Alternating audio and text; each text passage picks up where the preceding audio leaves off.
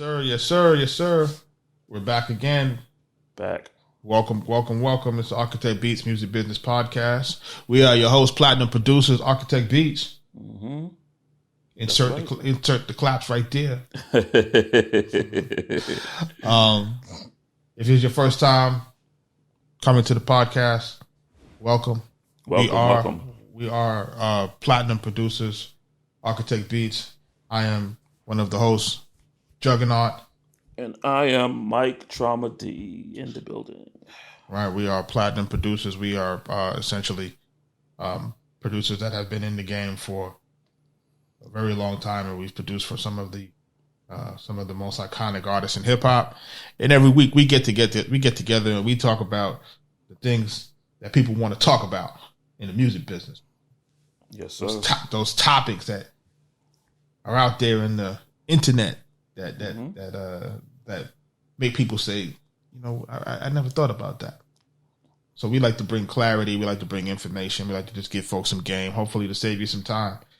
If it's your first time, save you some money too. listen, time is money, right? Yeah. If it's your first time here, just make sure that you're hitting that like button, that subscribe button, share it with a friend, get everybody involved. And let's do this thing today, man. All right. One of the main topics that we want to get into today, and we see a lot of people talking about it, is this comparison or this argument between beat makers versus producers. Right? It's like, see it all the time. This guy is a beat maker versus this guy who's a producer. And since we're in the age of versus, everything is a versus. Pretty much. Right? Right. We're in the versus age. We wanted to just have an episode that was dedicated to what we thought was the differences between beat makers and producers, or if there's any differences at all. Right? We'll lay that out for you. You can see where you fall. I think there's importance for everybody. So yeah, and then feel free to chime in, in our Facebook group page, with your thoughts, your opinions about this beat makers versus producer thing as well. All right. So let's talk about it, right? So beat makers versus producers. Mike D, tell me, man, what's your thought process when folks say, "Hey, this guy is a beat maker, this guy is not a producer," and why that argument is even valid right now? Well, the thing is, with technology, so many things have changed. The way of doing music, the way of doing even music business, technology has really changed things, and even the definition of things. Funny enough,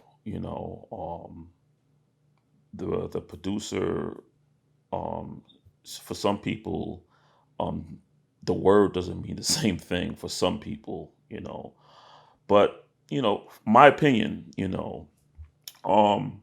I think there's a slight difference, in my opinion, between beat maker and producer. From my point of view, I look at a beat maker as someone who just focuses on just making the beat, maybe specifically for beat packs, specifically for beat battles, maybe just for an instrumental album,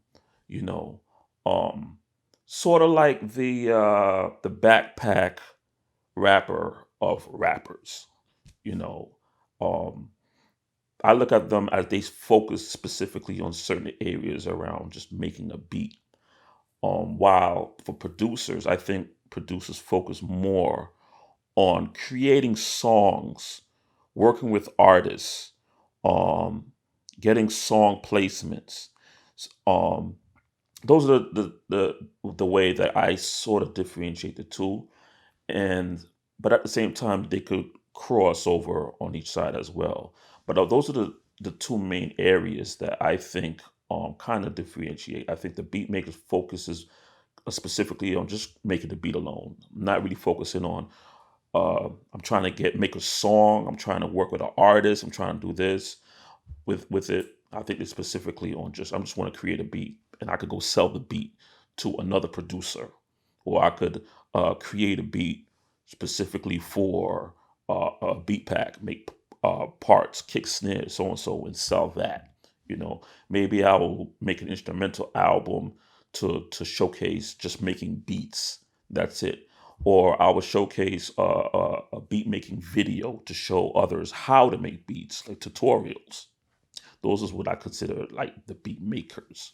And again, producers are more artist driven, more creating songs, placements, getting in the studio and okay, having ideas of getting featured artists on it, maybe even getting involved in the promotion and marketing of a song or a project, those aspects.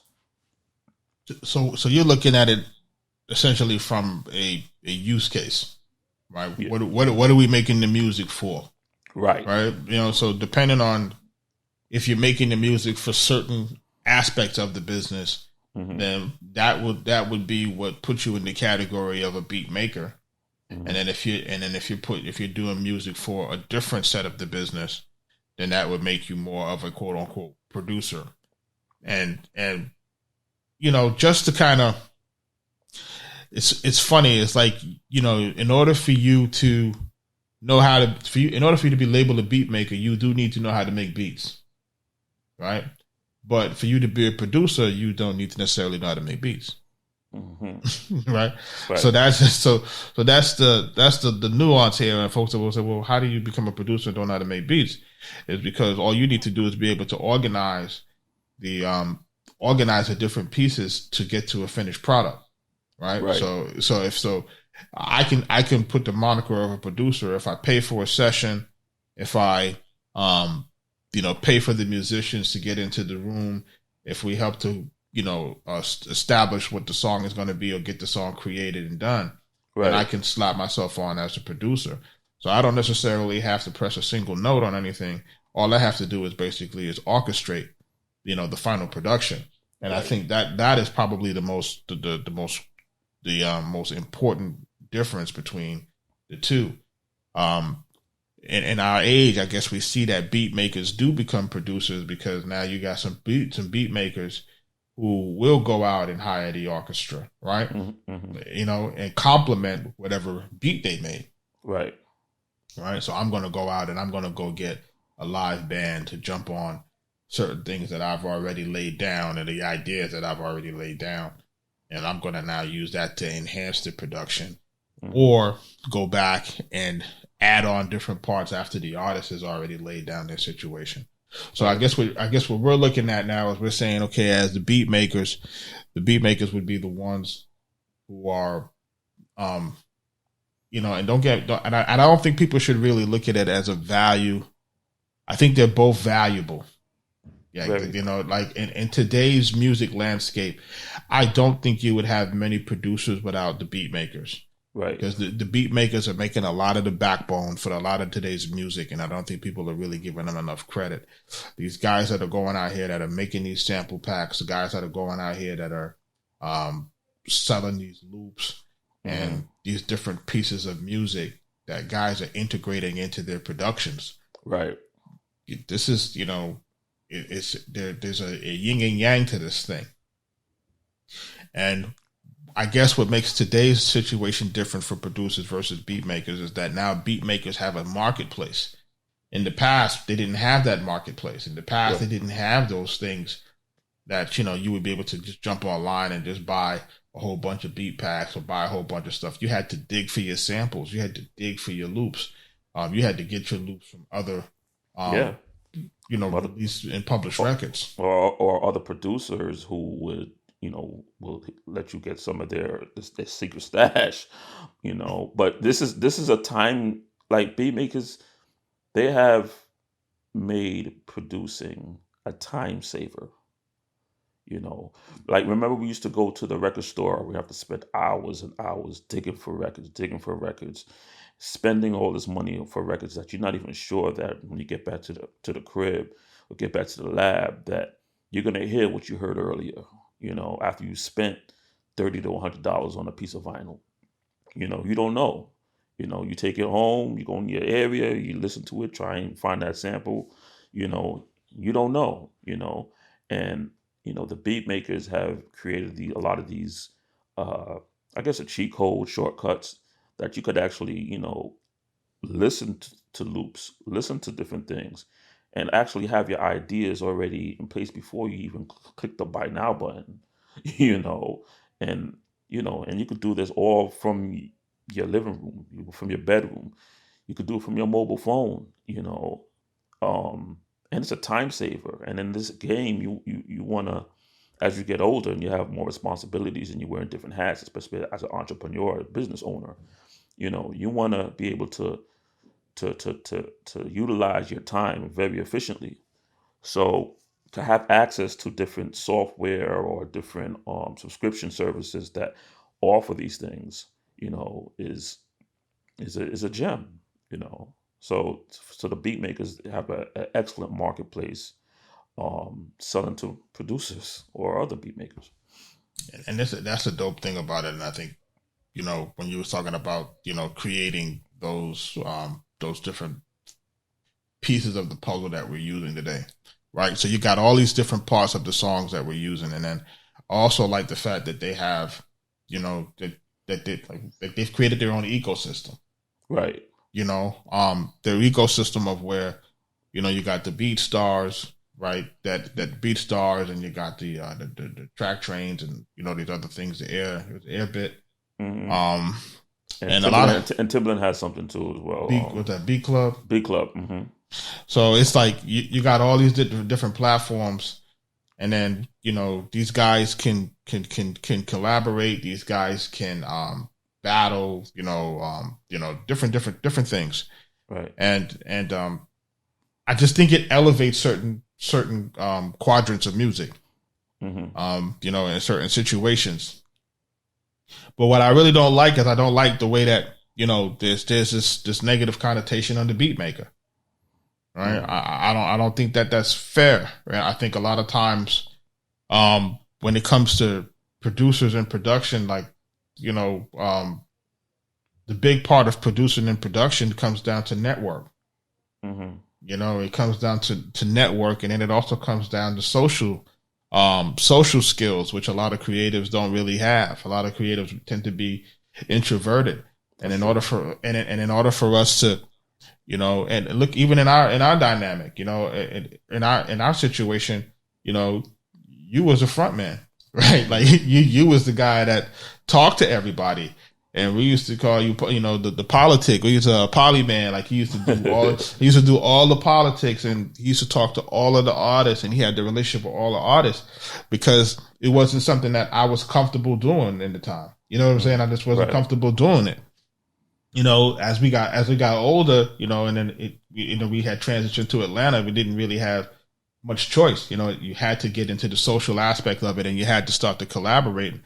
And I think, as a producer, that's key in order to be able to get the songs that you want done. Right. Because you have to be able to reach out to the artist. You have to be able to sell the reason why the artist should get on this song or why the artist should do it this way. And I think a lot of times artists, beat makers are not able to transition into producers is because you haven't developed enough leverage. If you think about it in the beginning of our situation, if we came out the gate, boom, first record is platinum, right? Right. Okay, first record is platinum. Now we start working with tier one artists, right? Because at the time we figured Raekwon was a tier one artist. Wu-Tang is on top of the world. Right. He just came off the Purple Tape. Right. He loves our music, but we can't tell him what to do on it. We can't tell him how he should rap on that music. Like, we can't tell him. It's like, whatever idea that he want to run with, you just got to run with it, and you don't have a lot of input or say into that. But as you start to develop a relationship, then you can say, hey, nah, we don't really like that. Well, you sure you want to do that? Or you can start giving some input, and then you can start to, quote unquote, produce a record. Right. As people like to try to say, and then make it seem like, but that takes time. You got to build that up. And not everybody's into that. That's true. I mean, being a producer, you definitely have to. You're pretty much almost an artist yourself. And you have to be able to network, like you said, and be able to have those conversations with other artists, and see the vision and be able to articulate yourself, in getting that vision across. There's times we were in the studio with Nas, and he'll do something, and he'll look at us and say, hey, what do y'all guys think about this? He'll show us this, and we're like, yo, that's dope, and that's because of just the relationship as a producer, and just coming together, artist, producer coming together and making something. And I think beat makers may focus specifically on just, I just want to make the beat. I just want to make the beat. Here, I don't want to deal with all of the other aspects of it. I want to make the beat. Here, do your thing. So that's another difference. It's just beat makers have a nice niche also, though, and there's nothing wrong with that. Because there's a very big market just for beat makers, and it's grown, and it's amazing to watch it grow as it has. It's funny you see like what you just said, like they just want to send the beat, right? They just want to send the beat. Too often I see guys who got big records say they don't want no part of the studio, right? They don't want to be in there with the artist because they're not into what the artist is into, right? Excuse me, and then they're also concerned that their awkwardness will destroy the relationship or destroy the interest in their music genuinely. So they don't want to be in the same room as the artist, right? Because they feel like they're awkward. They feel like it's going to kill the vibe. They feel like they don't want to be in that situation, and I've seen that happen, right? Because you might go into certain places, everybody's smoking, you might not want to smoke, or you don't, and sometimes people respect it. Sometimes people don't want to be around that, right? It's just, this is that gray area though, where a beat maker is somewhat a producer, but they just don't want to involve in some of the things the producer has to do. They want to get the placement, but they just don't want to do the networking per se. They may not want to be in that environment per se, and as you get older, and there's certain things that you may not want to surround yourself with. You just want the end product. You just want the record done. You don't necessarily want all of the things that come along with it. You may want to send it out and have an artist get on it, but you may not want to be in certain environments, whether it's drugs or, studios haven't always been the safest places to be in the last, couple of years. Look, let's talk about it. Let's talk about it, because that's what I see. I see a lot of guys who don't want to deal with the bullshit. A lot of guys don't want to deal with it. A lot of guys want to stay clear of the bullshit. They don't want to be in the bullshit. They don't feel that they don't feel like they're going to be able to have that connection with the artist, or the artist is on the same wavelength, and they don't want to deal with that. And let's keep it 100. Like you said, these studios ain't safe no more. Yeah. These shits ain't safe no more. Like these ain't safe havens anymore. Let's keep it 100, man. Like what's going on with a lot of today's artists is a lot of foul shit, and producers see that and say, hey, I don't want no parts of that, because they're not built that way. Right. You know what I'm saying? So they're not built for all of that. Not built for all that smoke. It's a lot. Because, being an artist is is dangerous in itself. It's dangerous right now, right? Yeah. So it's not a situation where you know, and when I think about it, and I think about, you know, you Brooklyn, me the Bronx, you know, we running around New York City. You know, New York City got some of the strictest gun laws in the country.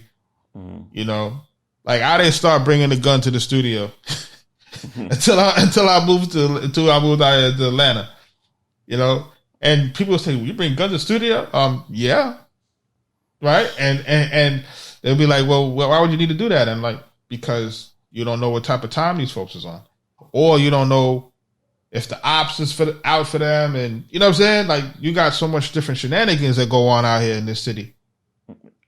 You know, and then it's like Robber Rapper is real important, real popular. So you got the situation where if you're a producer, you're afraid to go into the field. That's crazy, because at one time you'd figure as a producer or you're working in the music business, you're neutral from all of that. But you know, violence doesn't have no, you're guilty. Yeah. Guilty by association, bro. You know what I'm saying? Like, you may not have nothing to do with that, but you're guilty by association. You just happen to be there. You know what I'm saying? And things just pop off. So it's dope that the beat makers have a lane where, look, I'm just doing this. I don't gotta go. I ain't gotta deal with none of that. You know, because the beat makers, you know, their clientele is also other beat makers and other producers. Right. So y'all producers, go ahead and do all of that extra stuff. I'll be the plug. I'll be the plug. I'll hook y'all up. I'll send you this. I'll send you that. You go ahead and do all of that. I get my money up front right here and then, and I'm good, and I can make a very decent living as a beat maker. And I think that's the only thing with the beat maker that I sometimes don't really like, and I sometimes don't like that the beat makers aren't tied into the revenue stream over time. You know, that is really typically a one and done type of sale. And then you have to continue to generate sales in order to make sure that you can meet your number. Well, then, but then you kind of cut off the lifeline of what the producer is. Then, like, this is one of the difference that the beat maker is the wholesale spot. You know, if the producer is going to be running in and out of studios, damn near risking their life, you know, they gonna get the 401k. You know what I'm saying? Right. They're gonna get the medical expenses. Because they're taking the risk. They're taking the risk. They're negotiating. They're running all over the place. They're running all over the globe. You know, they're gonna get it. You know, while you're safe at home, you know, doing your thing. So it's so funny when you have this argument.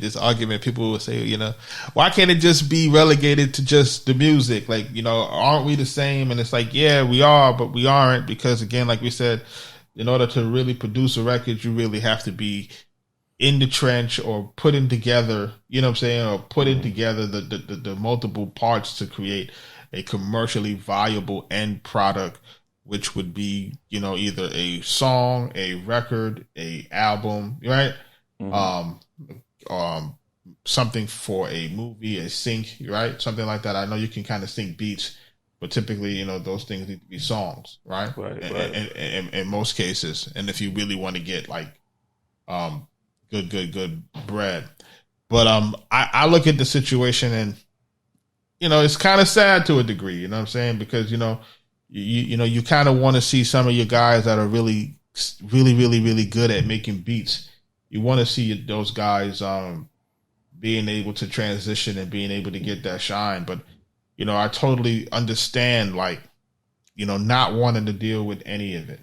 Like, you know, I have been in those in that space where I don't want to deal with, you know, the certain moodiness of certain artists, you know, just to say the least. You know, it's right.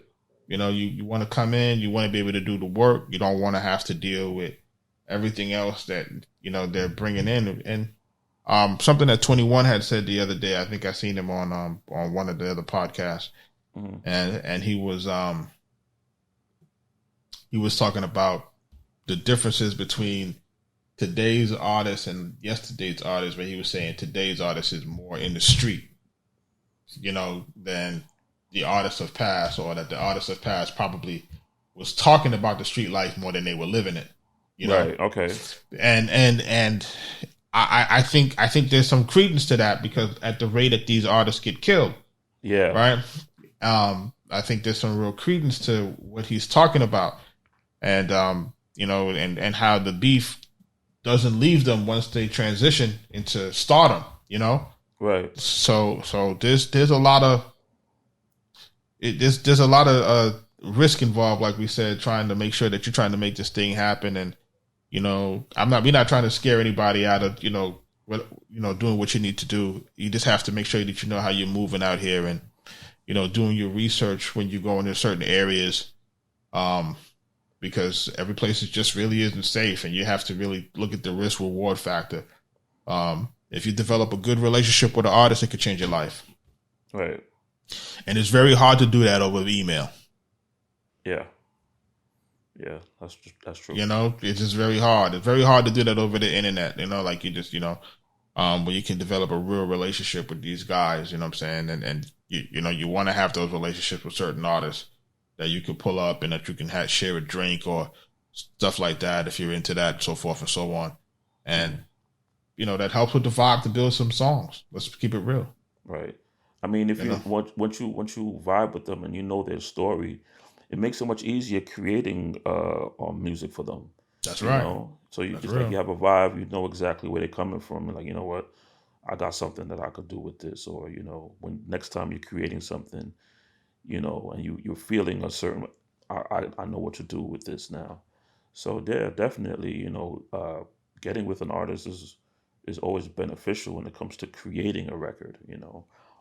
It just comes down to the other aspects that not everybody's always trying to deal with. Like you said, safety. Some of the shenanigans. And what's interesting also is like an interesting thing is when you work with one artist as a producer, when you work with one artist and that artist has a beef with another artist, are you able to work with that artist as well? It's a very gray area. As a producer, you're saying, "Yo, I'm just producing. I'm just, I'm in the entertainment business just to do this." But how does the artist view it? It's You don't want to be that producer that gave your artist the ops the diss track. Like, you know what I mean? And that can happen. You don't have any control over it. It's like you don't have any control. It's like you just come in to do the songs. You're not really coming for all of that, man. Like, you know what I'm saying? And I think that's really what's sad in today's marketplace, man. It's like, yo, you just can't bypass some of the shenanigans, man. And I think that's a lot of good guys bow out, man. And I'm kind of glad that there is the Beatmaker ecosystem, man. So when you get tired of that extra shit, right. You can just be like, you know what? I'm transitioning over to this. I got my beat packs. I got this 20-year archive of kicks and snares. I'm gonna put those out. You know what I'm saying? Like, right. You got a lot of different options. Or I'm gonna start teaching how to make beats. I'm gonna teach. I'm gonna do the courses. I'm gonna do whatever I got to do. Mm-hmm. And you can transition and make a really good living. Versus in today's landscape, there's just so much shenanigans, man. Like, it's not. Remember, producers are not able to really get to the A-list artists that easy. You have to go through, the independent circuit, right? And those tend to be guys that are bubbling, in between, kind of get their little deals, and then, mm-hmm. but most of these guys, one foot is in the street. Let's be honest. Like, they're 1 foot into the street. Like, there's just no, how else are you going to fund this shit? It's expensive. Right. You know what I'm saying? It's like, it's 1 foot in the street, man. Like, you know what I'm saying? Like, if guys are running around with 800 credit scores and can get loans. But, the reality is that people are, they're looking at what Jay-Z and these guys did, took the street shit, flipped it, Mm-hmm. And that's what they're doing. And at the end of the day, there's a risk to do that. So, I can totally understand where the Beatmaker's coming from. I salute the Beatmakers. I salute the producers out here that are risking their necks, trying to make it happen. Mm-hmm. It's a testament to where things are right now. You know what I'm saying? And if you think about our journey, Mobb Deep, Mm-hmm. Wu-Tang, Mm-hmm. right? Powerhouse Studio with the Locks and these guys, right? Like D-Block, yeah. yo, D-Block. You know what I'm saying? Like if Bravehearts, you gotta, when you're going into these areas, you got to carry yourself a certain way. Terror Squad, right? Like we ain't even like you got to carry yourself a certain kind of way, and guys gonna get comfortable with you because they see like, all right, you cut from something a little different, But I know that today's situation, guys ain't into that, right? Yep. So it's one of those things where, listen, producers, do you, beat makers, do you. I think there is a nice little marriage that we have a fight. I don't even think it's really a fight. I think we all for the same thing. Right. But beat makers and producers, the one thing that I do think that we need to make sure that we're coming across and making sure of is making sure that our value isn't being diminished. Right. That's probably the main complaint that I would have is making sure that if you're on the beat maker side, don't underprice your shit. Right. You know what I'm saying? Like that, because that sometimes bleeds over to the producer side, and it creates, when you're trying to transition from the beat maker now to the producer, beat makers tend to kind of let their music go for a lot cheaper, because they're not really concerned with the residual income too tough. Right. You're absolutely right. But we've actually, and again, a lot of these things that we're telling you guys is based on experience. So we're not talking out our ass, like real life situations, and sometimes, these labels, and the administrators and the lawyers and the people, putting together these contracts, they'll see what a beat maker charges and they'll think that's what a producer charges. That's what a producer should get. And it's not the same. And they'll throw that in, and if you're not careful, they will throw that number in the deal. Like what you buy for a beat pack, they'll think that's what producers get are worth. Right. And producers ain't worth that.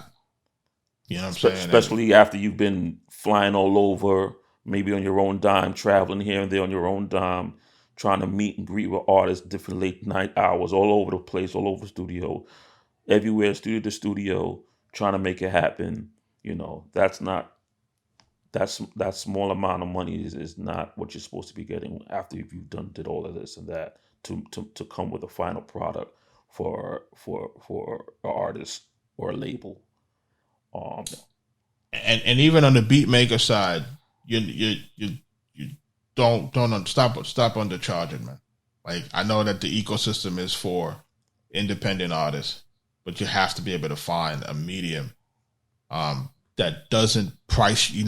You price yourself out. You basically are pricing yourself out of if your joint gets picked up on a major level, right? Because if you're a beat maker out here and you're doing your thing, you will get discovered and people will find you, and you don't want them to base your value off of something that's that you had intended for a different market, right? Right. So like, hey, I'm just trying to eat right now and I'm selling my beats, this many beats for this amount of dollars, so forth and so on. And then when it's time for you to negotiate, they be like, well, nah, you've been selling your beats for that much. That's what we want to sell them for. You know what I mean? And we want all the rights, and we want, what I'm saying? And it's too hard to reverse course because the damage is already done. Right. So, shout out to BeatStars and these other places, but a real conversation needs to be had about setting ceilings and floors. Yeah. I mean, everybody producer union, because everybody else is doing it, right? The streaming companies, they set the number that they're gonna pay, right? Right. So now we need to be doing the same thing. As we need to band together and set that number that's gonna be a minimum. Set that minimum that's gonna be at the top tier, and set the tiers. Now, of course, people can be free to do what they want to do, but there should always be at least a baseline. Like it doesn't go below this. Right. Right. You know, all the big companies do it. Everybody else does it, and they find a way to work together to do it, which is funny to me. You know what I'm saying? Like, you know, I think that's the thing that comes across the most. But it's the Arkatech Beatz Music Podcast, folks. Switching gears. Yes, sir. Let's see. You know what's interesting? Andre 3000, that verse on that Kanye song was whoo.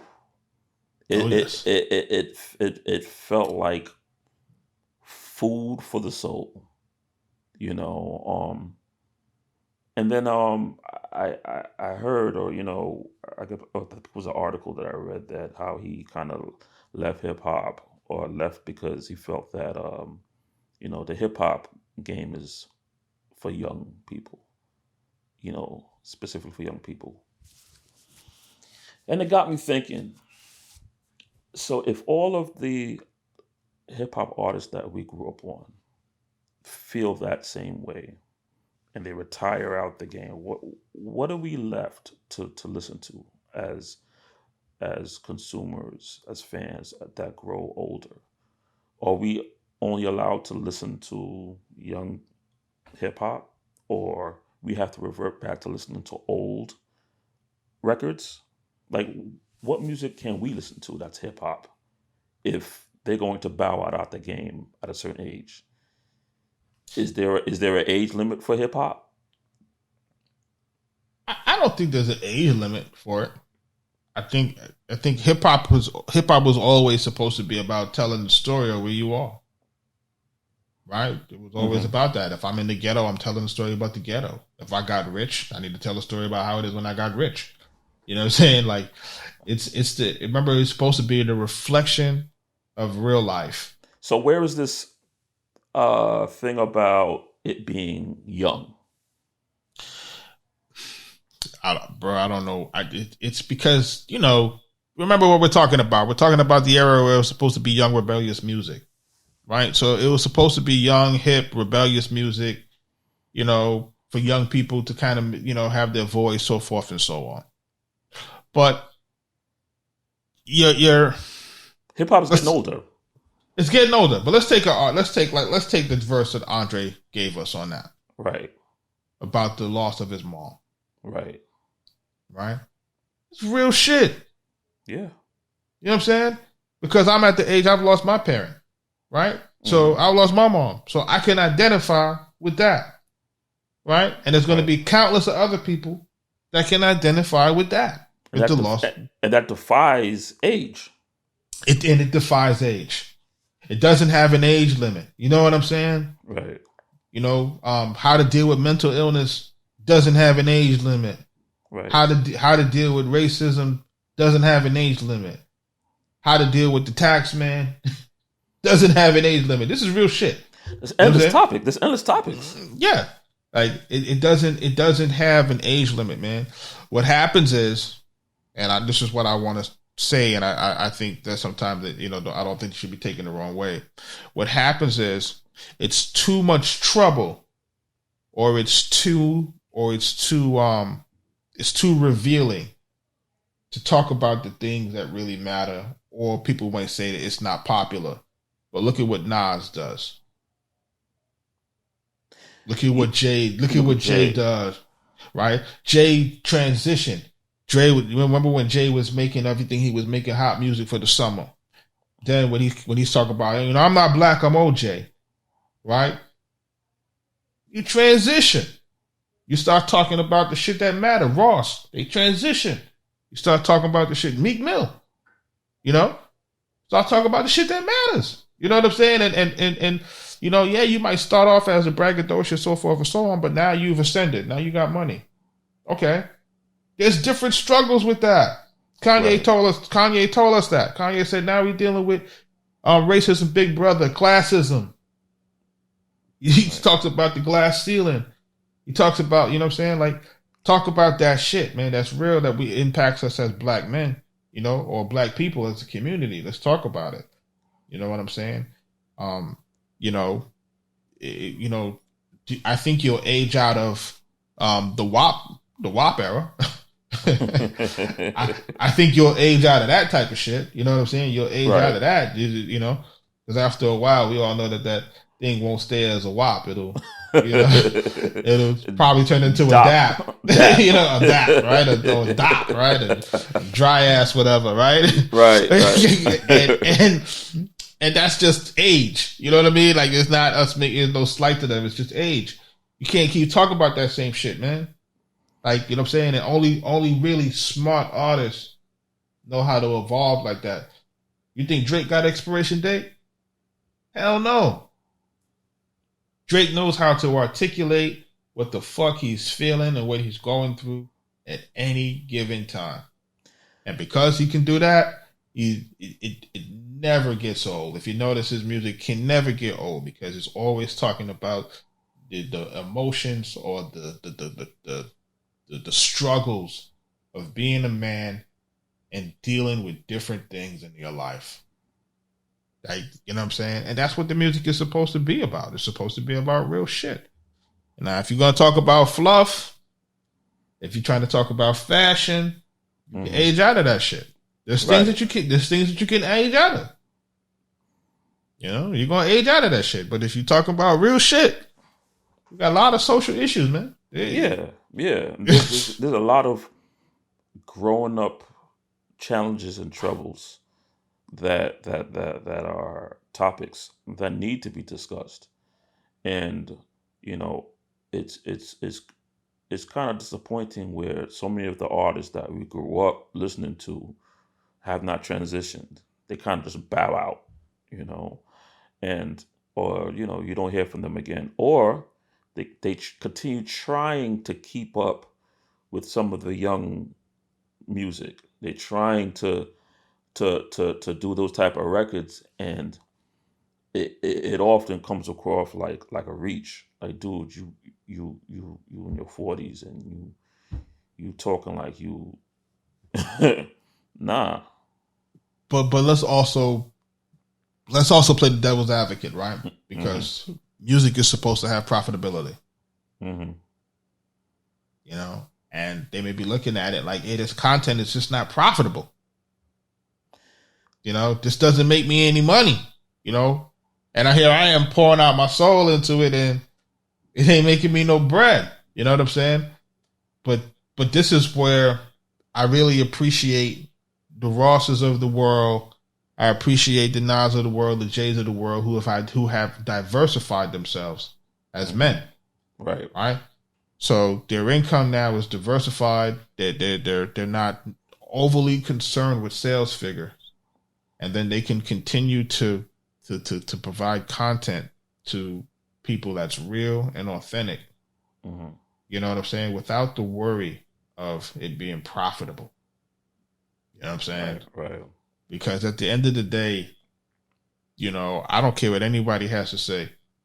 We need the Andre 3000s. Definitely. We need that. We you know what I'm saying? We need his experience. Yeah. So people can learn from it. We need the Lauryn Hills. Yep. We need their experience so people can learn from it. If people don't realize that we got a generation out here that's lost as fuck,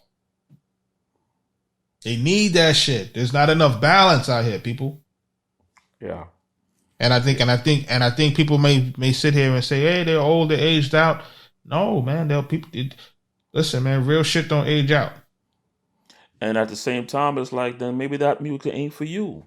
You go ahead and continue listening to your young boy music. But as far as adults, we need music. We need music. And it looks real silly a lot of the time for us to be like a 45-year-old man bumping a 15-year-old kid. Like, it don't make sense, man. Like, you know. It don't make sense. It don't make sense because you can't really identify with what that kid going through. Right. You know, or you can identify it with it or portions of it, but you know what I'm saying? It's not going to be for you. You know what I'm saying? And if you love the hip hop the way we love it, you would love to have something that can resonate with you. You know what I'm saying?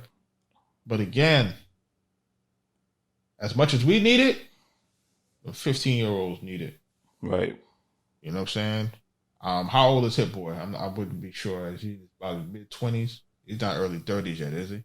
I'm not sure. Right. So I don't want to misspeak on it, but look at the dynamic between him and Nas as the OG. That's dope. It's dope. It's one of the best marriages that we've seen in a long time between a legacy artist and a newer producer. Right. You know what I'm saying?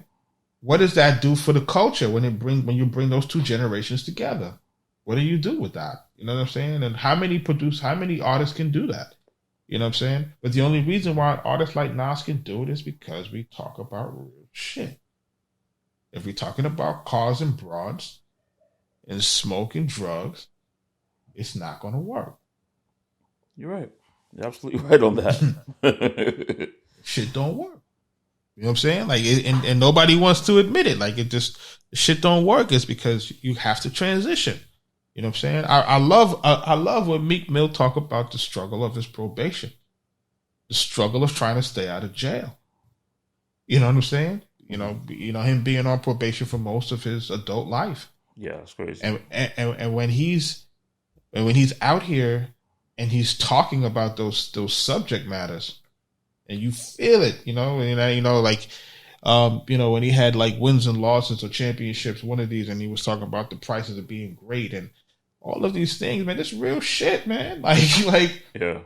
Like you have to appreciate it, man. And I don't think that people get caught into this thing because it's not cool or it's not trendy enough. Like, but look at all these other genres of music, though.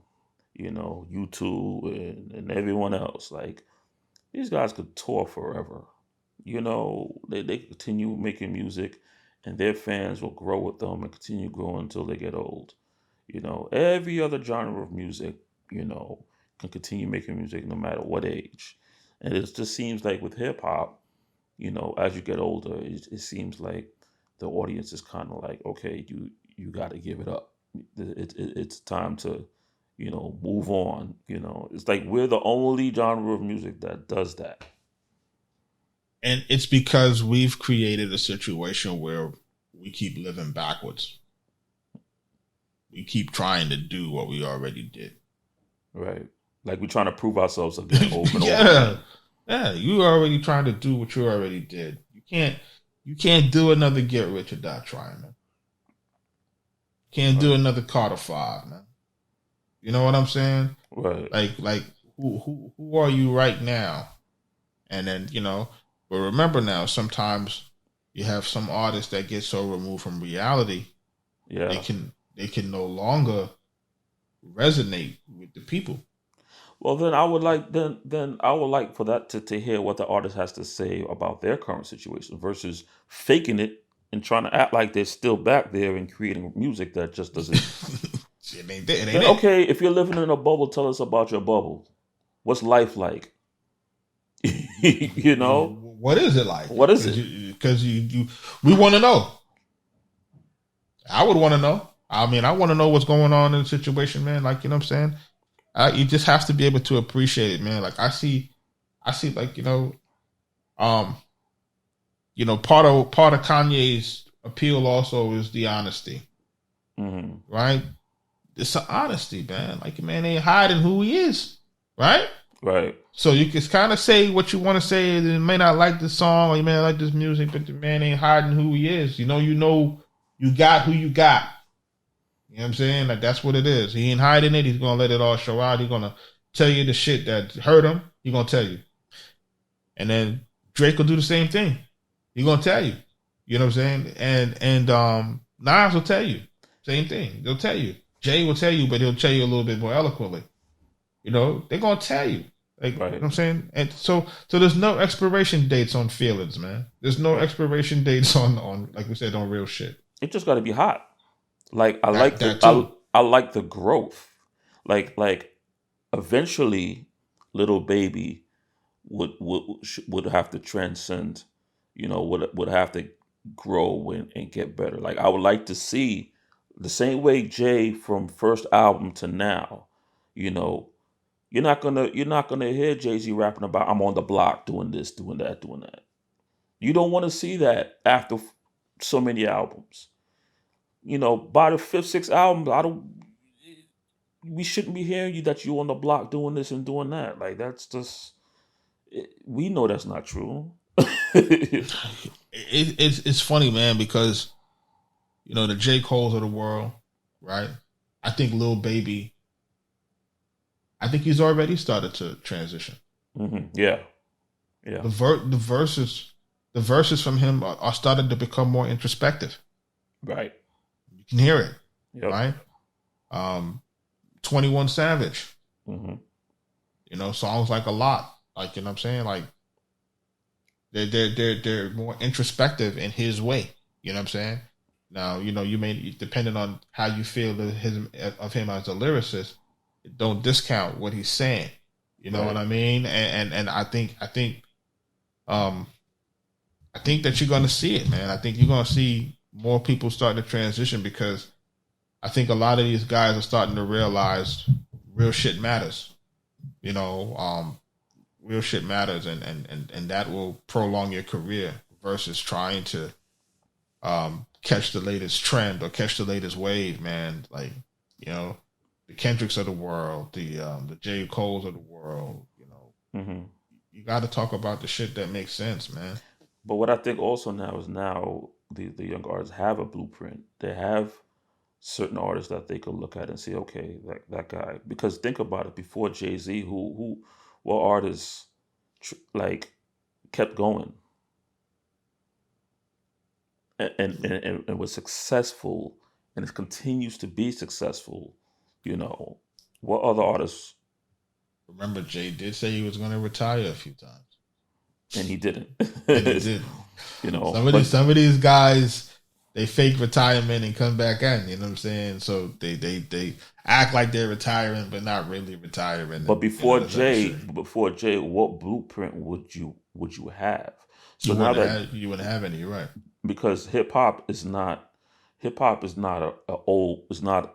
old genre. It doesn't. Right. It's still learning. Right, like a lot of the other genres, those are old. They have old artists that the young artists can look at and be like, okay, I want to be like him. He was able to successful. He's still touring. He's still this and that. As far as success, Jay-Z is still, he could still tour. He could still sell out arenas. And I think that's something for the younger generation to look at. Like I could transcend. I can as I grow, as I get older, as I mature, I could still make music and be able to reach those. With my success, I'll be able to reach those goals. It shouldn't be, okay, I'm 30 years old, I got nothing to talk about anymore. No, you should have. You should have some real things to talk about. You should have more to talk about. You should have a lot. Like tell us about like your first home and mortgages and issues and on all those things on a grown up level. Talk to us about those things. I don't think people feel like that stuff is interesting. But in the social, it's up to the artist to make it interesting. In the social media age, nothing is off limits. Right. You know what I'm saying? Like nothing is off limits, man. These guys are doing everything online now. You know what I mean? So it's like, for you to not want to talk about certain aspects of your life at this point, it doesn't make sense. Right. You know what I mean? Like, it just doesn't make sense. Like, I look at this situation, and like you and I keep saying, it's like there's so much value, man. There's so much value, like I said, in the Andre 3000, man. And how did you raise your kids? How are you able to balance celebrity and raise your children? What's the struggle? What's the struggles with that? Let's talk about it. Like, let's talk about your point of view now in comparison to what it was before. Like, I'd love to hear the comparison of what you have learned and where you're at now. Like, that's like, wow. And remember now, there's only a certain level of artists that are eloquent enough to articulate that in song. Right. And he's one of them. Yep. He's one of them. He's one of the best. So I don't like that he doesn't want to give us, 3,000, please. Yeah. Please. Somebody tell him, please. Tell him. We need. Just give us a 7-song EP or something. Nah, we need something. We need it. Like, don't worry about no numbers, man. It's gonna do its numbers. You know what I'm saying? Because we know you're gonna pick the certain kind of music to do it on, and we know you're gonna rap a certain kind of way. So we already know those two things are covered. All we need to understand is, where you are currently, what you're dealing with currently, how you're dealing with it. Because others are dealing with those same issues. There it is. And topics, and we need to hear from you, sir. It's real. You know what I'm saying? Like, look at the part of look at us in this podcast. We would have never have done this. We wouldn't have done this. So far back. You know what I'm saying? But what started to happen was that we started to realize that people were going through what we're going through, or we don't want people to go through what we went through. We don't want people to have to deal with some of the bullshit in the industry that they don't have to deal with it. Or we can tell them, hey, don't go this route, go this route, because you're going to save yourself a whole lot of time and a whole lot of drama. For us to sit there and have that plethora of experience and knowledge and don't share the shit is not right. Because in our community, we don't share information, and that's part of the reason why we be so far behind everybody else. Facts. You know what I'm saying? Like, everybody else got the information and they're sharing the information, and we're not sharing the information, because we're so worried about competition, and crabbing the barrel mentality. So, when we created this platform, we said, okay, we're going to start talking about these things that really matter to folk, things that people don't understand. You don't understand this. Let us break it down to us. And if you reach out, you'll be surprised the people that's willing to share the information. But, we're in a situation where we need these artists. Like, what they're doing is information, man. They're showing you how to do. Like, when we're talking about a generation of fatherless kids, it's like the men in the game or the people in the game have to share the information. Because a lot of these kids look at the artists, as their mentors or their OGs. Trying to tell you, man. You know what I'm saying? They go into this music to understand how to deal with real life situations. You know what I'm saying? Like, I got through that situation because I heard Jay say this. Or I decided not to do something because I listened to Nas. I gave you power or something like that. You know what I'm saying? Like, you know what I mean? Like, it just can't all be negative.